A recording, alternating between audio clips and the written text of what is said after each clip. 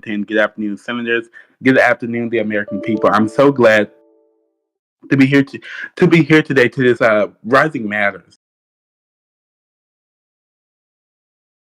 not only within the Senate Democratic Party as a whole. To make quick announcements about the DNC, following the resignation of our past chairman or chairwomanship, I don't know what she goes by, where he goes by, but he has resigned his official seat, making me the acting DNC chair, and I have resumed that role as of today.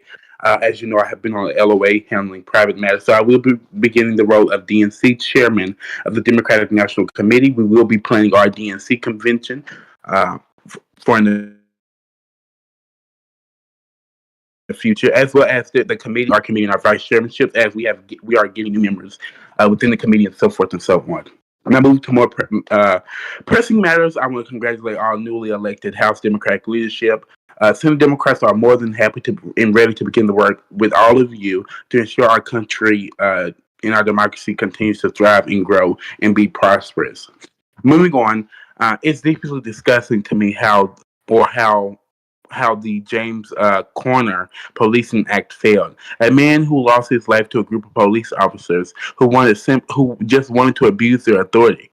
We must say, as the general public, that enough is enough. For far too long, people actual work come to handle policing crisis. Now, not every officer is bad. We must indeed stand behind the officers, just like we did in California. Um, Back in 2015 when I was governor, we stood behind our lawmen, our law officers, and our state officers, but we also have to know when to stop. We also know when to stop and put a draw in that line, and we're going to do that. We're going to do exactly that. But we can only do that as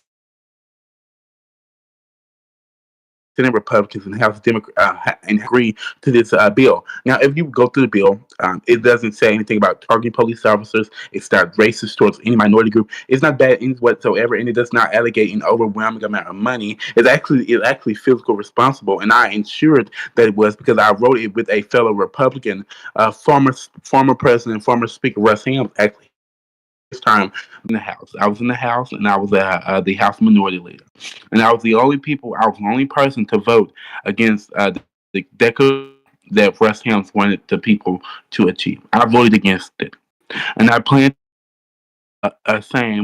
to vote against a war declaration if presented once again. And let me tell you why. There's a small rebel group who decided to be reckless and attack a U.S. military base or a ship or whatever it was. They decided to be reckless. They decided that they want to attack U.S. and our guardsmen. Now, I believe beyond a reasonable doubt that the president has beyond the burden to respond to this attack. But the way we respond, we are a world superpower. We lead the nation in multiple sectors, including our economic sector, including our business sector, including population. But the only way to keep on leading if we set an example. We have to set examples as leaders, and that's what President Roberts has to do. His reckless statement today on stage which said, bomb them, and bomb them some more," was very vague, and I hope that the vice president actually means bombing them responsibly and not just bombing targets around and killing innocent by actually surveillance put up, and that this event of bombing actually goes smoothly, and there are minimal casualties as possible. Something else that was mentioned was a quote unquote Muslim ban. If presented through Congress, if that's an agenda presented through Congress or an executive order, I will sue it myself. I will drop in lawsuit myself and put it through the courts myself, as well as if it goes through Congress, I will filibuster it myself, and I will read a book of Senate procedure, seeing as some people just don't understand it. And I can hold my pee, or bring a bucket in the Senate office and just pee on the Senate floor and just pee on the Senate floor. I can do plenty of things that may not seem ladylike, but I will do it beyond a reasonable doubt to save our nation. But I will not be supporting a word declaration because that's just reckless, unneeded, and we will not be doing that, a word declaration. So I encourage the president. I do stand behind the president on attempting to secure our nation from these thugs that have gone radical. So, Mr. President, since you're here, I just want to say thank you. For your leadership during this hard time for many Americans, but I just hope that we can do this responsibly and quickly. Um, if we don't do it responsibly, we will be encouraging other nations that they can just bomb places, um, and have thousands on thousands of casualties without having responsibility. So I hope that you set a standard when you release the executive order, or when you decide that you want to bomb them officially, that you use precaution, that you use drones to actually scope the scene, and that you actually use responsibility. We saw when Hakeem Michaels decided to bomb in the hospital, a lot of hate was going towards that, a lot of negative action was going towards that when he bombed the hospital. So hopefully you don't make the same mistake and we can avoid that. I'm sorry. I'm sorry. Moving on to my next point before I end today's press briefing. The Senate is not strong. America is a country in decline. According to multiple economic stats, let me go pull them up because I don't like to be wrong. If I can find where the channel they're put in economy. Jobs are constantly declining. We saw that in our last report, not the last one, but the last one before that, that it was 2030, 500 jobs, slowly decreasing that, and that is slowly going down a little bit. And corporate business, small business, coal mining, and manufacturing jobs, and so forth. And that's about it with the economy. What else? Inflation is somewhat growing. Job growth are is I'm sorry. Job growth is declining. We're losing more jobs and we're gaining more jobs. To move on, you all know that I love poverty. I love poverty and I love homelessness. I'm sorry, I said that wrong. Poverty and homelessness are one of my main topics. I love talking about it. I love discussing it. I love discussing healthcare.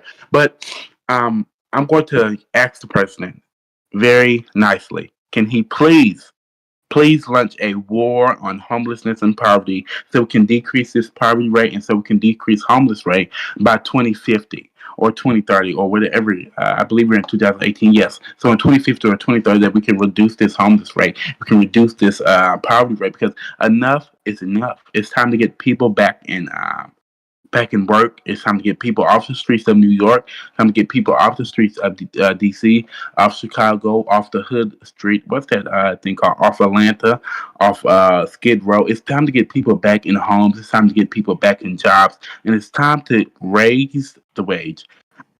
Which is why I'm going to propose the following idea to congressional leadership, including Senate Democrats, of raising the minimum wage to $10 now, and within the years, I'm sorry. When we make it, oh, I need some tissue.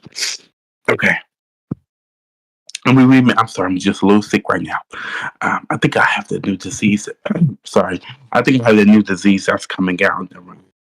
It's called AVID or something, and I think I have the new strand of it. Sorry. Anywho, moving on. Where was I? Where was I? Okay, anywho, we're just going to move away from that topic. But yes, to wrap up today's uh, breezes on stage.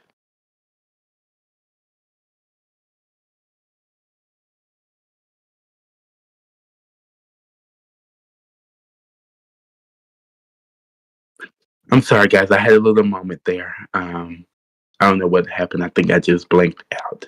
That's what happens when you get to my age. Anyway, move on to wrap up today's press briefing. Wrap up today's press conference. I agree with the president when he's taking military action against his rogue bunch of thugs, bunch of hooligans wearing wigs and wearing dread. Oh, I'm sorry, not dreads. I didn't mean to say that. These bunch of hooligans, running around and thinking they can attack the U.S. military. Um, so I hope that we can respond to this respectfully and responsibly, and that we do bomb them and bomb them some more responsibly. Other than that, let me take a deep breath, guys. when you get to this level of thickness, it gets hard to breathe a little bit. I think I need to actually go get my oxygen tank. I haven't had that in a few days. And I think I'm losing oxygen as the day goes on. But yeah. Anywho, a new proposal will be coming out from my office. It's going to be called the Crown Act. We must respect all hair colors and so forth and so on. All hair colors respected, needed. So, Crown Act will be proposed, and I just hope that my colleagues on all sides of the aisle will support the Crown Act. Now, to really wrap up today's debate, I have talked about the war effort. I have talked about job growth. I've talked about homelessness and poverty. I'm state that I will not be running for re-election. Um, it has been a nice run within the U.S., not within the U.S., within the United States Senate, but I will not be seeking the second term. Following my diagnostics that I have, that I can't pee because I have a kidney stone in the way.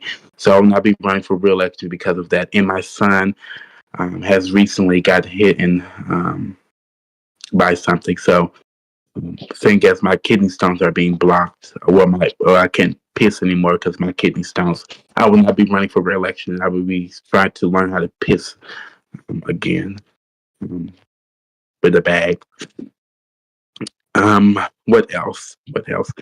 Um, I think I know what kidney stones are. Kidney stones are like, cause, cause like Prince had it. My dog before. My dog has had kidney stones before, and it blocked away your pee. Right? I think that's how it's worked. Anyhow, today's debate. Anyhow, I will not be running for a second time, and I will be seeking future endeavors that I cannot wait to express to you all. I can't wait to see what happens in the future. I can't wait to see how fast we move. I love President Roberts. I love Vice President Frank Butterfield. America is a country in decline, but we're going to fix it.